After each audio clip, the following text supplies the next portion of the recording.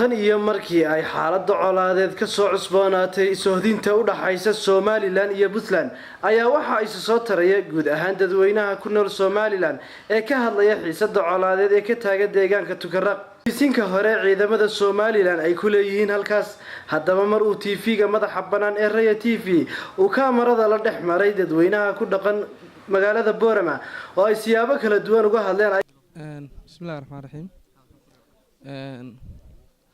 markaan ka hadlo xaaladda dagaal ee ka aloosan xuduudda u dhaxaysa Puntland iyo Somaliland kulay deegaanka dadka wada degan waa dad wada dhashay oo Soomaaliyeed waxaan jecelahay in maatida ay maaragtay lagu dul dagaalamayo loo tulo siyaasadda in lagu wada dhameeyo si siyaasadaysan oo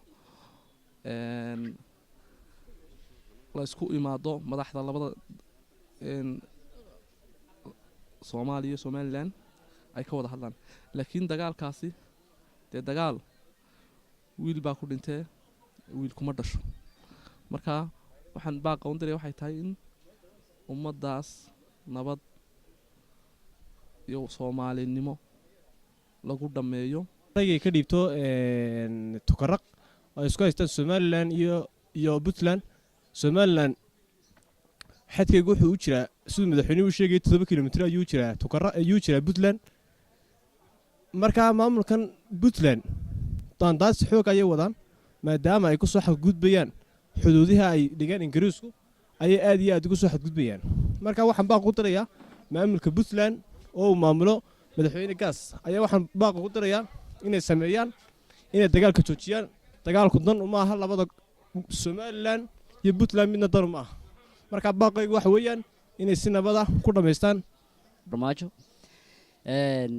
kulley dagaalkaasi waxaan oran karnaa horta in la joojiyo waayo dagaal wiil baa ku dhintay wiil kuma dhasho. dagaalkuna waxa weeyaan Somaliland dan uma aha Puntland dan uma aha. labada shacab Somaliland iyo Puntland labada moogti maxaa maanta iyo Soomaaliba way ka soo gudubtay moogti maxaa dagaal iyo colaad. laakiin cidda maanta hurinaysa dagaalka iyo colaadda waa xukuumadda moogti maxaa galadooyinka ka yahay madaxweynaha Soomaaliya Mr Farmaajo oo muddadii u dambeysay ka howlanayd sidii carqalad iyo fawdo u gelin lahayd xukuumadda moogti maxaa ahaa Somaliland sidii moogta loo carqadeyn lahaa nabadda iyo horumarka Somaliland sidii loo carqadeyn lahaa geedi socodka iyo dimuqraadiyadda Somaliland wax kale ma aha waxa ay dawladda Soomaaliya u socotaa burburin iyo kala faquuq ay ku kala faquuqayso bulshada Somaliland ee wada jirga. waxa hadaladooda kamid ahaa